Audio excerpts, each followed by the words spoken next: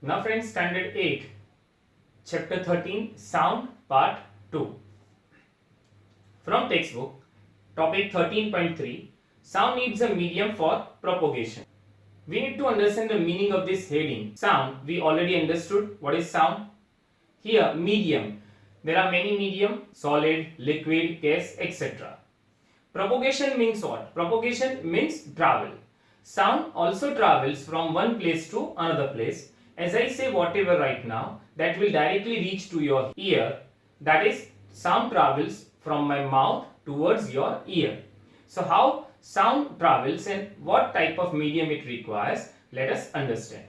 When you call up your friends who is standing at a distance, your friend is able to hear your voice. How does the sound travel to her?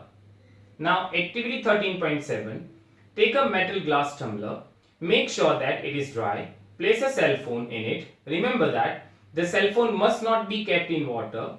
Ask your friend to give a ring on this cell phone from another cell phone. Listen to the ring carefully. Now surround the ring of the tumbler with your hands, that is from figure 13.10. Put your mouth on the opening between your hands. Indicate to your friend to give a ring again. Listen to the ring while sucking air from the tumbler. Does the sound become fainter as you suck? Remove the tumbler from your mouth. Does the sound becomes loud again? Here friends, when there is no hand on the tumbler and when your friends give ring on your cell phone, you can hear the ring of that cell phone clearly.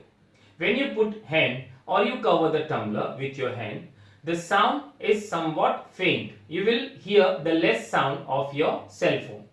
When you suck all the air from the tumbler, you are not supposed to hear any sound of your cell phone. Friends, do not try this activity at your home. Can you think of an explanation? Is it possible that the decreasing amount of air in the tumbler had something to do with decreasing loudness of the ring? Indeed, if you had been able to suck all the air in the tumbler, the sound would stop completely. Actually, sound needs a medium to travel. When air has been removed completely from a vessel, it is said that there is a vacuum in the vessel. The sound cannot travel through vacuum. Does sound travel in liquids? Let us find out. Activity 13.8. Take a bucket or a bathtub, fill it with clean water. Take a small bell in one hand. Shake this bell inside the water to produce sound. Make sure that the bell does not touch the body of the bucket or the tub. Place your ear gently on the water surface. Be careful, water should not enter in your ear. Can you hear the sound of the bell? Does it indicate that sound can travel through liquids? Yes, you can hear the sound of the bell. So we can say that sound also travel through liquid. Let us find out if sound can travel through solid also. Activity 13.9. Take a meter scale or a long metal rod and hold its one end to your ear. Ask your friend to gently scratch or tap on the other end of the scale. Can you hear the sound of the scratch? Ask your friends around you if they were able to hear the same sound. So here friends, whenever your friend scratches or tapping on the scale, you can hear the sound. So by this activity we can say that sound also travels in solid.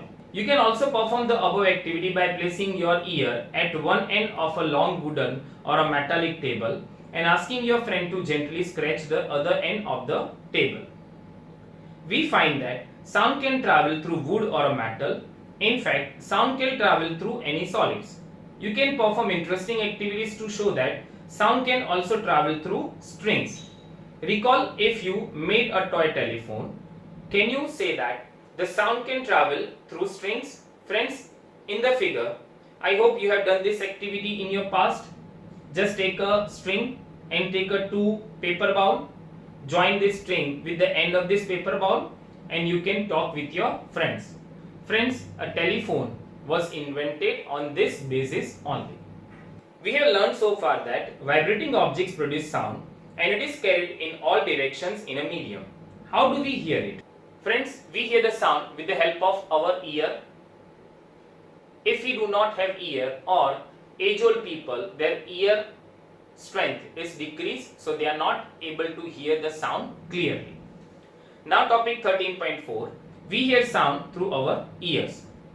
The shape of the outer part of the ear is like a funnel. When sound enters in it, it travels down a canal at the end of which a thin membrane is stretched tightly. It is called the eardrum. It performs an important function. To understand what the eardrum does, let us build a tin can model of the eardrum. Friends, now activity 13.10 on your screen. Take a tin can, cut its ends, stretch a piece of rubber balloon across one end of the can and fasten it with a rubber band. Put 4 or 5 grains of a dry cereal on the stretch rubber. Now ask your friend to speak hurry, hurry from the open end. Observe what happens to the grain. Why do the grains jump up and down? Friends, in the beginning of this chapter, I told you that sound is a one kind of energy. I think so you have heard about the opera music. In that one, the lady break the glass with the help of sound. That is on your screen. You can see that the lady can break a glass with the help of sound. Same as here. When your friend say hurry, hurry, so it liberates some energy, and this energy will reaches to the drum. That is a skin that we have attached on with the rubber band, and we have put some grains on it, cereal grains, so they will jump up and down. The eardrum is like a stretch rubber sheet. Sound vibrations make the eardrum vibrate. The eardrum sends vibrations to the inner ear. From there, the signal goes to the brain. That is how we hear. Friends, on your screen, figure 13.16 of human ear. Here, there are many different parts, but in your standard, less parts are explained. Now, we understood the proper diagram of ear. I will show you on your screen. On your screen, you can see that the pinna, that is outer cover. This is a part, that is a funnel kind part, which capture the sound from the surrounding. Then after, it will travel towards the auditory canal. Then after, it will reach to the parts of a sound.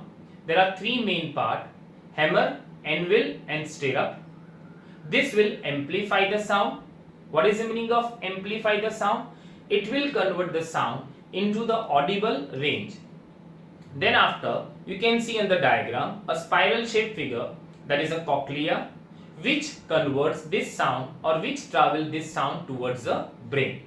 Now we have an auditory nerve which takes this sound signals towards our brain, and we can detect what kind of sound it is. We must never put a sharp pointed or a hard thing into our ear. It can damage the eardrum. The damaged eardrum can impair hearing. Friends, when we clean our ear, we have to take care. We should not put any kind of hard substance into our ear. It can damage our eardrum, and which can lead to the impairment of the ear. That means we will become a deaf. Now, topic 13.5, amplitude, time period and frequency of a vibration. We have learned that the to and fro motion of an object is known as vibrations. This motion is also called oscillatory motion. You have already learned in earlier classes about the oscillatory motions and its time period.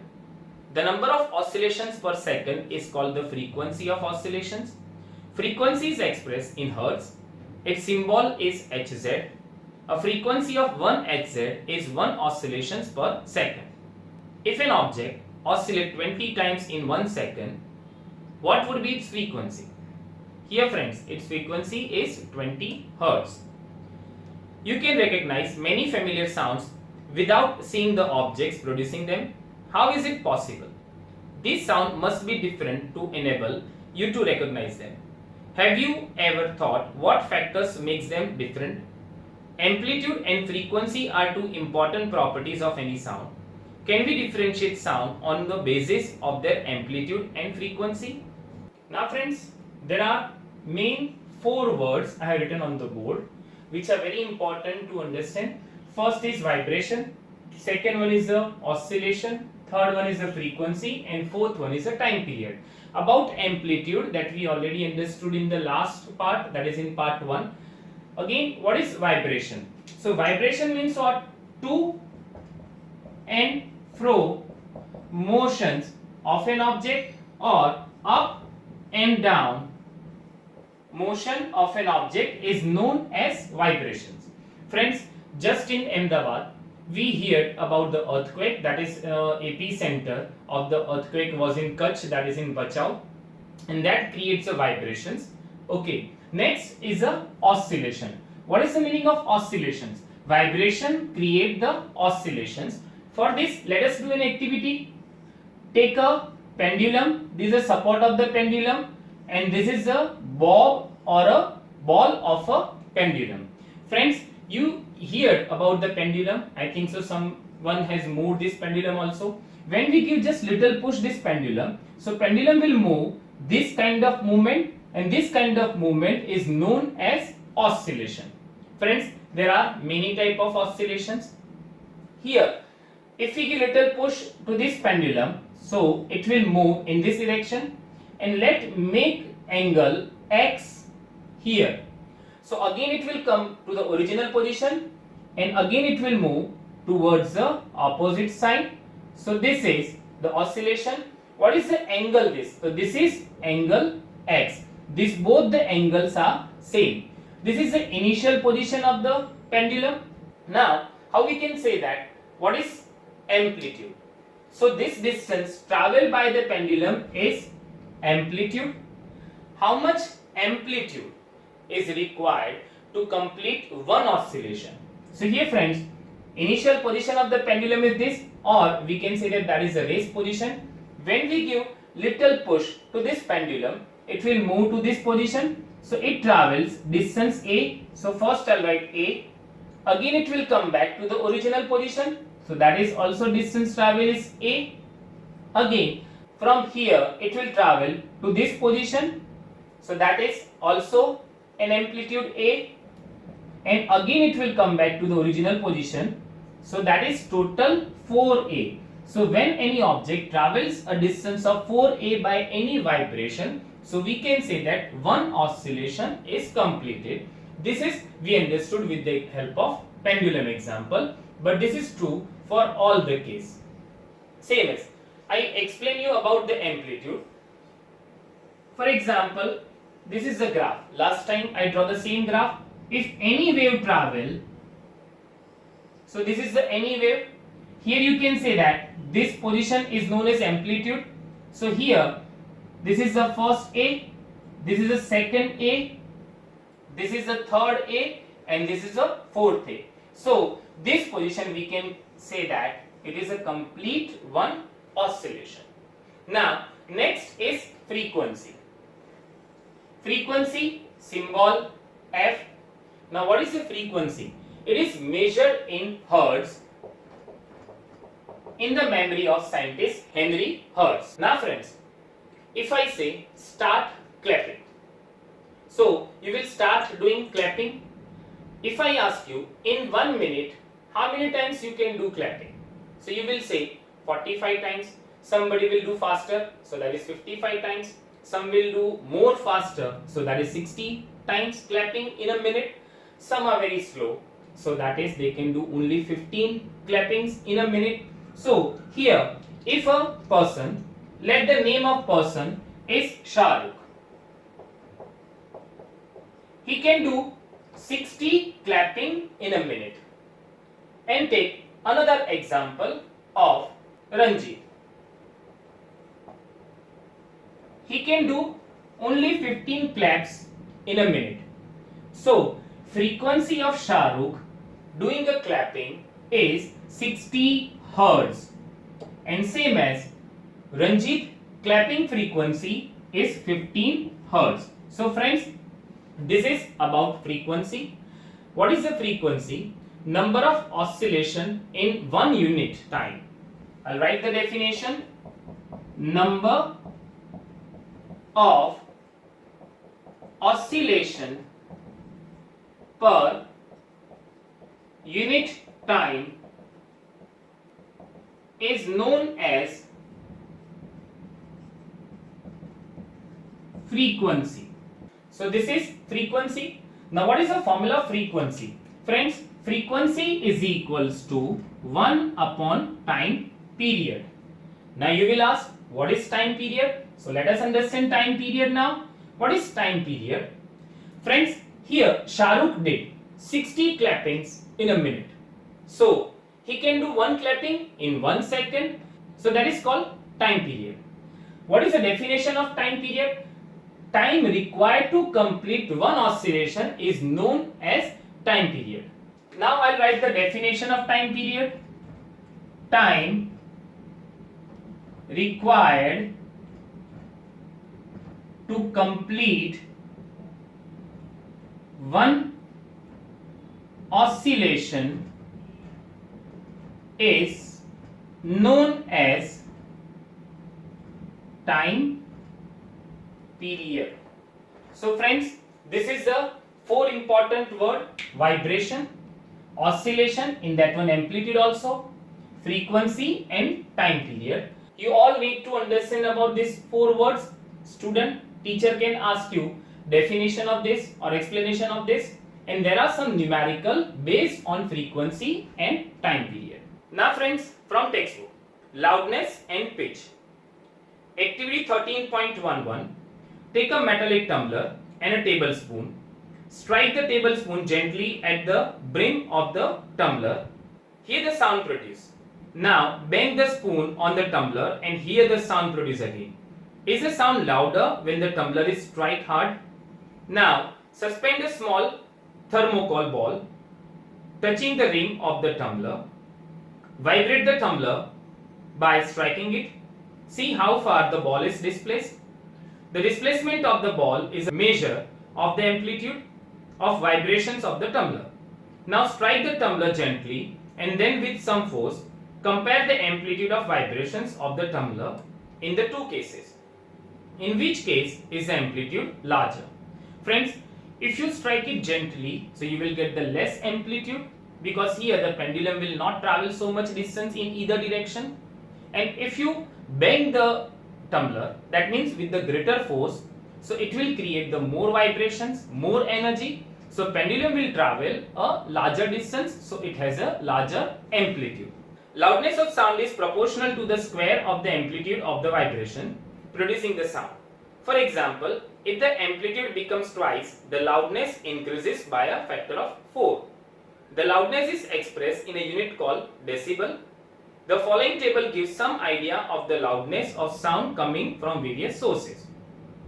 Normal breathing 10 decibel, soft whisper at 5 meter, that is 30 decibel, normal conversation, that is 60 decibel, busy traffic 70 decibel, average factory, that is 80 decibel.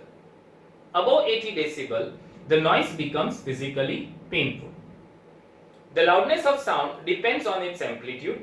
When the amplitude of vibration is large, the sound produced is loud. When the amplitude is small, the sound produces feeble. Compare the sound of a baby with that of an adult. Is there any difference? Even if two sounds are equally loud, they differ in some way. Let us see how. The frequency determines the shrillness or a pitch of a sound. If the frequency of vibration is higher, we say that the sound is shrill and has a higher pitch. If the frequency of vibration is lower, we say that the sound has a lower pitch. For example, a drum vibrates with a low frequency, therefore it produces a low pitch sound. On the other hand, a whistle has a high frequency and therefore produces a sound of higher pitch, that you can see in figure 13.18. A bird makes a high pitch sound, whereas a lion makes a low pitch roar. However, the roar of a lion is very loud, while the sound of the bird is quite feeble. Every day, you hear the voices of children and adults. Do you find any difference in their voices? Can you say that the frequency of the voice of a child is higher than that of an adult? Usually, the voice of a woman has a higher frequency and is shriller than that of a man. Now friends, here again a pitch word. What is the meaning of pitch? Before that, I'll give you some example. Friends, now just talk with your friend on phone. Just call him. And suppose you don't know how many siblings your friend has. For example, your friend has one sibling, which is a 3 or 3.5 year old. He just start to speak some words and he pick up the phone.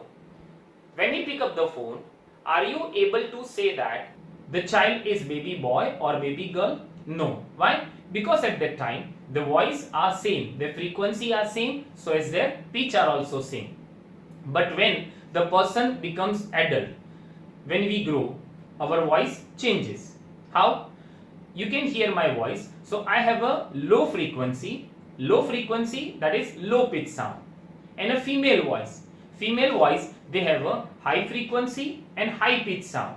So here the example of a lion and a bird is given. The sound of a bird is of a high frequency and that of high pitch, and the roar of a lion is of the low frequency and the low pitch.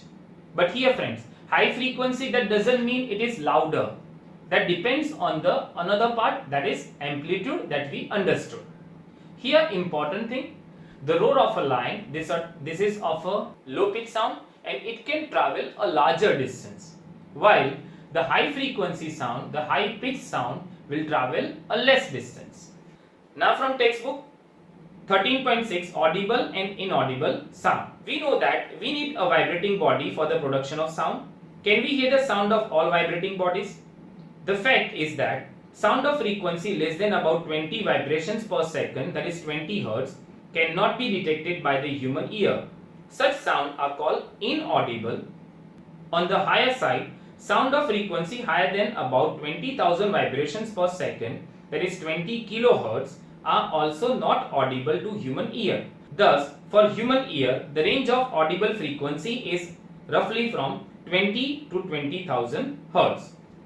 Here friends, the audible range of human ear is given. The sound below 20 Hz we are not able to hear, and the sound above 20 kHz, that is 20,000 Hz, we are not able to hear. So our audible range of a sound is lie between 20 Hz to 20 kHz. Some animals can hear sound of frequencies higher than 20,000 Hz. Dogs have this ability. The police use higher frequency whistles which dogs can hear but humans cannot. The ultrasound equipment familiar to us for investigating and tracking many medical problems works at a frequency higher than 20,000 Hz. Friends, you will surprise. Is sound used in medical treatment? Yes, sound uses in medical treatment. I think so your father and mother, they know about sonography. When the person is doing sonography in medical, if the person is suffering from some stomach ache, and if you visit to doctor, so doctor may advise for the sonography. Or the pregnant lady, they have to do a regular checkup and regular sonography. Now what is sonography? Friends, on your screen you can see the sonography machine. In this machine, and with the help of this machine, the doctor passes some sound waves of frequency higher than 20,000 Hz, and that is known as ultrasound. And when this sound passes from your body, they make image of your internal organ, and that is visible on a screen or a monitor. So with the help of this image, doctor can predict about any damage or any disease inside your stomach or in your body, and the gynecologist, they can check up the growth of a baby which is in mother stomach. So here this is the use of ultrasound. So friends, human ear ranging, that is 20 Hz to 20,000 Hz. The sound below 20 Hz is known as infrasonic sound, and the sound above 20,000 Hz is known as ultrasonic sound. So friends, we understood two types of sound, infrasonic sound and ultrasonic sound. Infrasonic sound is having frequency less than 20 Hz, and ultrasonic sound having frequency more than 20,000 or 20 kHz. On your screen you can see that some animals, they can listen the infrasound as well as ultrasound. Friends, this is only for information, no need to memorize the name of these animals. Now topic 13.7, noise and music. Friends, when we go in theater and when we sit on our place, at that time, suppose movie is not started, so there is so much noise in the theater. Why? Because many persons are talking with each other. This is not pleasant to our ear. But when the movie starts, some songs come so that you can listen properly, and this is a sound. coming out of the musical instrument, and that is very pleasant to our ear. So there is a difference between noise and music. We hear different types of sound around us. Is a sound always pleasing? Does a sound sometimes cause discomfort to you? Some sounds are pleasant to the ear, whereas some are not. Suppose construction work is going on in your neighborhood. Are the sound coming from the construction site pleasing? Do you enjoy the sound producing by horns of buses and trucks?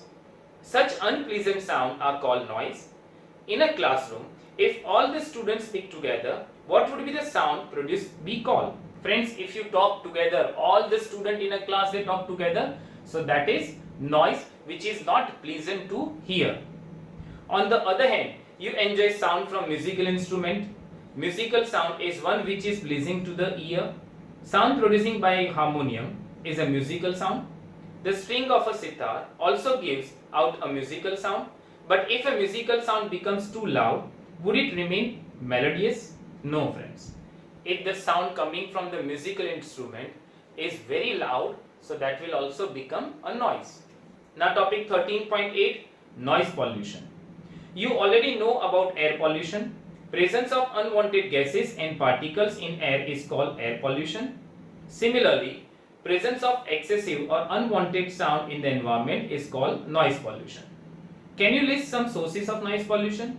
Major causes of noise pollution are sound of vehicles, explosions including bursting of crackers, machines, loudspeaker, etc. What sources in the home may lead to noise? Television and transmitter radio at high volumes, some kitchen appliances, desert coolers, air conditioner, all contribute to noise pollution. Friends, noise pollution is major cause in developing cities or developing countries. For example, if you are in Ahmedabad, if you stand on a crossroad, for example, the signal is not green, the signal is red. At that time, many person, they are doing horn, so they create some noise pollution which is not good for our health. Friends, if a person hear the sound for many times, that is, if the sound is very loud and continuously this loud sound enter into the person's ear, then person will become deaf, or it will create some adverse effect on that person's health. On the other hand, if you go to the village, so there is no such vehicles, no more horns, only a pleasant sound by a birds or etc. So creating a noise pollution is not good for the every living organism. What are the harms of noise pollution? Do you know that presence of excessive noise in the surroundings may cause many health related problems? Lack of sleep, hypertension, that is high blood pressure, anxiety and many more health disorders may be caused by noise pollution. A person who is exposed to a loud sound continuously may get temporary or even permanent impairment of hearing. Measures to limit noise pollution. To control noise, we must control the sources of noise. How can this be achieved? For this, silencing devices must be installed in aircraft engines, transport vehicles, industrial machines and home appliances. How can the noise pollution be controlled in a residential area? The noisy operations must be conducted away from any residential area. Noise producing industries should be set up away from such areas. Use of automobile horns should be minimized. TV and music system should be run at a low volumes. Tree must be planted along the roads and around buildings to cut down on the sounds reaching the residents, thus reducing the harmful effects of noise pollution. Now friends, in exercise there is question number 6. This is a numerical which is given in your textbook exercise. Let us understand. The sound from a mosquito is produced when it vibrates its wings at an average rate of 500 vibrations per second. What is the time period of the vibrations? Here friends, question number 6. Number of vibrations are given that 500. We need to find its time period. So time period, friends, what is the definition of time period? Time taken by one oscillation is known as time period. How we can find it? 1 upon number of vibrations. So it is 1 upon 500. How we can simplify it? If the denominator can be converted into 10, 100, 1000, so it is easy for doing calculation. So we multiply by 2 because 500 can be converted into 1000 by multiplying 2. So in the numerator also we multiply by 2. 1 into 2 is 2. 500 into 2, so that is 1000 and that is 0.002. Friends, is it your answer? No, something is missing in this answer. What is missing? Friends, in 8th standard, you have a first time some numericals. Whenever you do numerical, you need to write its unit. Here, this is time period and the unit of time period is second. So your answer is 0.002 second. If you do not write this unit, definitely you will lose your half mark or some marks which cut by your teacher. So whenever we do any numerical, it is important to write the units. Now friends, this is chapter number 13, that is sound. I had explained from the textbook. Some extra information is also I had given. What you need to do now, you need to read the chapter thoroughly, complete all the exercise questions, and if you have any query, then you can WhatsApp me on my number, that is 9016487991. If you like my videos, then please press the subscribe button which is given in the corner and press the bell icon so you will get the updates. Thank you.